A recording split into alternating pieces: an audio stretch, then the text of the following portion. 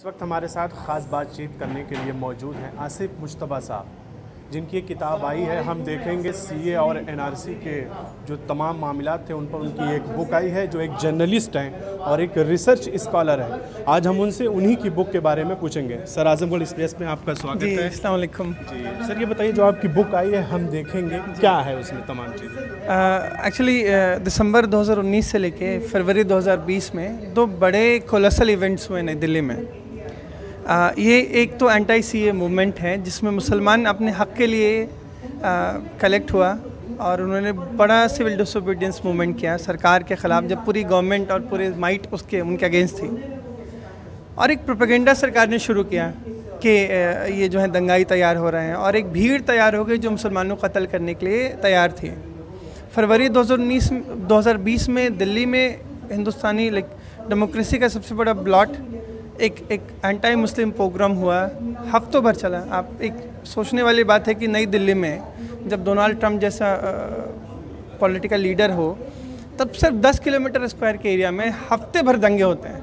तो ये दंगे तभी पॉसिबल हैं जब सरकार का पूरा साथ हो। इन दंगों में सरकार साथ नहीं थी, सरकार ही दंगाई थी। पुलिस दंगाइयों के साथ नहीं थी, पुलिस ही इनोसेंट लोगों को मार रही थी। शुरू में कई सारी फैमिलीज़ को मिला, उनका सीधा बयान है कि उनको बुलेट से डेथ हुई है और वो बुलेट पुलिस के साइड से फायर किए गए थे। तो एक बड़ा सवाल हमारे पास हमेशा रहता है कि ऐसे जितने भी मूवमेंट्स हुए हैं, एक कहानी है बिट्रेयल की, एक धोखा हमको सरकार ने दिया है, और एक कहानी है रेजिस्टेंस की, जो हमने सरकार को दिया कि आप कुछ भी कानून आप हमारे सामने नहीं ला सकते। जब आप हमारी सिटीजनशिप को सवाल कर रहे हैं, तो हम भी आपके एग्जिस्टेंस को सवाल कर सकते हैं कि आप कितने लेजिटिमेट वे में गवर्नमेंट चला रहे हैं।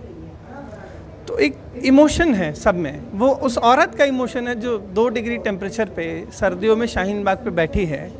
उस माँ का इमोशन है जिसके बेटे को कत्ल कर दिया गया दंगों में, या उस बच्चे का इमोशन है जिसने अपने बाप को खोया दंगों में, या उस बीवी का जिसके शौहर को मारा गया उसके सामने। तो एक बड़ा चैलेंज हमेशा रहता है कि एक ज़िम्मेदारी भी है कि आप इनको कैसे डॉक्यूमेंट करेंगे। तो उसके बाद 12,000 फ़ोटोग्राफ्स हमारे पास थे, पूरे शाहीन बाग मूवमेंट से लेके कैसे ऑर्गेनिकली ये ग्रो किया। एक स्मॉल गेटो में, सोचिए एक शहर के सबसे एक कोने में जिसको शाहीन बाग लोग जानते नहीं थे, वहाँ से एक मूवमेंट शुरू हुआ और नेशनल ही नहीं इंटरनेशनल सेंसेशन बन गया, वहाँ से लेके दिल्ली दंगों तक का। उसमें से हमने 323 फ़ोटोग्राफ सेलेक्ट किए हैं और इन सारे फ़ोटोग्राफ को एक बुक की शक्ल दी है जिसका नाम है हम देखेंगे। ये इसलिए भी टाइटल है ताकि मुसलमानों को ये है कि जस्टिस तो कभी स्टेट ने दिया नहीं, हज़ारों दंगे हुए जिसमें मुसलमानों को आज तक इंसाफ नहीं मिला। तो ये वो दिन है जिस दिन अल्लाह इंसाफ देगा और वो दिन आएगा। तो इसलिए ये बुक का टाइटल है। और आप पेजेस को स्क्रॉल करेंगे तो ये कहानी 13 दिसंबर से शुरू होती है, जब लोगों ने जामिया पे प्रोटेस्ट करना शुरू किया। फिर इसमें 15 दिसंबर है जब पुलिस ने ब्रूटली जामिया पे लाठीचार्ज किया। उसके बाद शाहीन बाग शेप में आता है, जो आप देखेंगे आने वाले पेजेस में। Shaheen Bagh as a movement शुरू होता है। ये सब जामिया वायलेंस की तस्वीरें हैं, कैसे इस मुनहाजुद्दीन की आँख चली गई थी। जामिया पे पूरा प्रोटेस्ट होता है।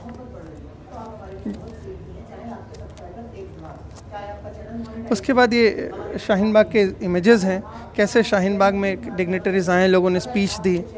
और ये पूरा खूबसूरत सफ़र मुसलमानों का है, जब बिना किसी सपोर्ट के, बिना किसी तंजीम के मदद के लोग सड़कों पे खड़े हैं, अपने हक़ के लिए ख़ुद लड़ रहे हैं। उसके बाद सेकंड पार्ट दंगों का है, जो आप देखिए कैसे दिल्ली में एक पुलिस के प्रोटेक्शन में दंगे होते हैं, इनोसेंट्स को गोली मारा जाता है। तो इसमें कई सारे फ़ोटोग्राफ्स उनके इमोशन से हैं। जिस औरत, ये वो 2 लोग हैं, इनकी तो 3-4 दिन पहले शादी हुई थी, इनको शहीद किया गया। तो ये फ़ोटोग्राफ्स आप मैं टेक्स्ट में बयान करूँ कि जिस हिसाब से मस्जिदों को शहीद किया गया, कि जिस हिसाब से हमारी कुरान शरीफ जलाई गई, वो टेक्स्ट में आप बयान नहीं कर सकते हैं। सो ये इमेज आप देखेंगे तो आप कनेक्ट कर लेंगे उस वक्त जाके कि कैसे ये चीज़ें अनफोल्ड हो रही थी। तो इसीलिए ये बुक बहुत ही ज़रूरी है। 3 पीस पे है ये, प्रोटेस्ट, प्रोपेगेंडा एंड प्रोग्राम, और 3 आर्स पे भी है, रेजिस्टेंस, रिमेम्बरेंस और रेजिलियंस। हम एक रिमेम्बरेंस है उस रेजिस्टेंस का जो मुसलमानों ने दिया एंटी सी के फॉर्म में, और एक रेजिलियंस भी है कि तुमने भले ही हमारे लोगों को शहीद किया, हमारे घर जलाए, तुमने भले ही हमारे लोग को अरेस्ट करके जेल में रखा, उन पे यूएपी लगाया, लेकिन हम आज भी खड़े हैं। हक खड़ा है, बातिल झुकेगा और झुका हुआ है। सर, आप एक जर्नलिस्ट हैं और रिसर्चर भी हैं। जैसा कि कहा गया कि सहाफ़त जो है लोकतंत्र का चौथा स्तंभ है, तो आज अगर हम मौजूदा प्रेजेंट वक्त की बात करें तो सहाफ़त को आप कहाँ पाते हैं? देखिए, अब तो जिस हिसाब से मीडिया बनाई गई थी तो मीडिया वाज वॉच डॉग। आजकल का मीडिया लैपडॉग है। ये सरकार की कमियों को गिनाने के बजाय सरकार के गोद में बैठ गया, इसलिए इसको गोदी मीडिया भी बोलते हैं। लेकिन आज का दौर थोड़ा अलग है। कन्वेंशनल मीडिया डीलेजिटिमाइज्ड हो गया है। सरकार खुद कन्वेंशनल मीडिया को भाव नहीं देती है। तो एक ज़माने में जो, जैसे मैंने बोला ना, जेनोसाइड के पीछे प्रोपेगेंडा के है, उसके पीछे नैरेटिव है, नैरेटिव मीडिया हाउसेस में बिल्ट होता था। आज सोशल मीडिया का इतना इन्फ्लुएंस है कि ये नैरेटिव लोगों के बेडरूम में तैयार होता है, ये नैरेटिव लोगों के डाइनिंग हॉल में तैयार होता है, ये नैरेटिव लोगों के किचन में हो रहा है। तो ये सोशल मीडिया के इस दौर में नैरेटिव प्रोपेगेट करना भी आसान है, इन्फॉर्मेशन प्रोपेगेट करना भी आसान है, मिस इन्फॉर्मेशन भी प्रोपेगेट करना आसान है, प्रोपेगेंडा भी भेजना आसान है। सो ये एक हाई नीड था कि हम एक प्लेटफॉर्म पे कलेक्ट हों ताकि हम इस मिस इन्फॉर्मेशन को डिसिपेट करें, डिसिमेट करें। तो जो सहाफ़त जो मीडिया आप कह रहे हैं, मीडिया का रोल बहुत ही डुबियस है, क्योंकि पुराने मीडिया ऑर्गेनाइजेशंस अब उनके अंदर मीडिया का एथिक्स नहीं है। नए लोग जो हैं वो लर्निंग उनके नहीं है। सो इसलिए एक लकूना है, एक मिसिंग गैप है, जिस मिसिंग गैप को जो नॉन कन्वेंशनल मीडिया हाउसेस से पूरा कर रहा है, चाहे मुस्लिम मिरर हो, चाहे कॉग्निट हो, चाहे दक्कन डाइजेस्ट हो, चाहे फेसबुक, यूट्यूब के हज़ारों चैनल। तो ये वो गैप फिल कर रहे हैं जो गैप नहीं होना चाहिए। लेकिन जब निज़ाम इस्लामोफोबिक है तो गैप बन गया, और अल्हम्दुलिल्लाह ऐसे दर्जनों सैकड़ों न्यूज़ एजेंसीज़ हैं जो आज खड़ी हैं।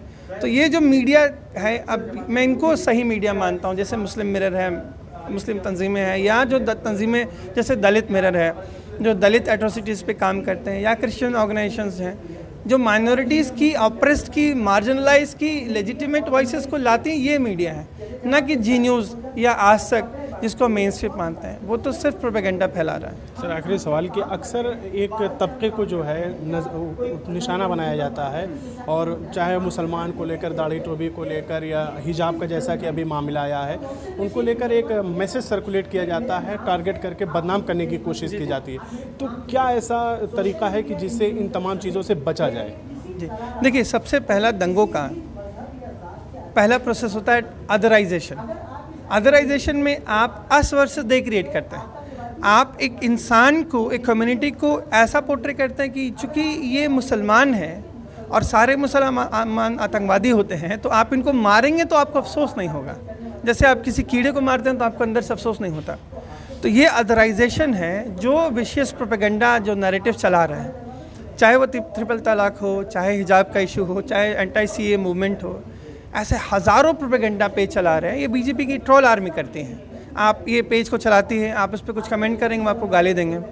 तो एक नैरेटिव है जो झूठा है, और इसको काउंटर करने के लिए एक नैरेटिव चलाना पड़ेगा जो इसको पर्दाफाश करे।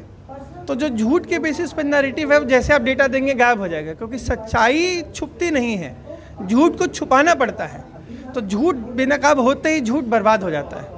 सो there is a high need कि हम ऐसे मिस इन्फॉर्मेशंस को या डिसइन्फॉर्मेशंस को, प्रोपेगेंडा को काउंटर करें। जो काम आप अपने और बाकी तमाम जो नई मीडिया आउटलेट्स हैं वो कर रही हैं, तो हमको नैरेटिव बिल्डिंग पे काम करना है, और हमको फॉल्स इन्फॉर्मेशन डिसिपेट पे भी काम करना है। हमको बताना है कि गलत है, इस्लाम में से कुछ नहीं है। तो there is a long fight ahead, क्योंकि ये इंडियन मीडिया अब बियॉन्ड रिपेयर चला गया है। ये उस स्टेज में नहीं है कि आप इस पर कुछ इनपुट दे के इसको क्रिएट कर सकें। So there is a high time कि हम, लाइक मैंने बोला ना, India 8th stage of genocide पे है, लोग कह रहे हैं। हम इसको फील करते हैं मेनलैंड में। अब कश्मीर फाइल्स देखिए, कैसे एक प्रोपेगेंडा का माहौल तैयार हो रहा है, एक जेनोसाइड का माहौल तैयार हो रहा है। अब इस माहौल में अगर कोई कश्मीर का जेनोसाइड भी करेगा तो कई हिंदुत्वा लोग इसको अप्रिशिएट करेंगे, बिकॉज उनके लिए अदराइजेशन हो गया। तो एक नैरेटिव पे फाइट करने की ज़रूरत है, जो हमको सोशल मीडिया पे लड़ाई लड़नी है, वो बहुत ज़रूरत है। ठीक है, बहुत बहुत शुक्रिया। ये हमारे साथ थे आसिफ मुस्तफ़ा साहब, जो अपनी बात रख रहे थे, जिनका कहना है कि जो इस तरीके से आज प्रोपेगेंडा फैलाया जा रहा है, एक ज़ात और एक बिरादरी के लोगों को टारगेट किया जा रहा है, ज़रूरत है उसका जवाब देने के लिए, उसका पर्दाफाश करने के लिए। आज़मगढ़ एक्सप्रेस, अजमत कासमी।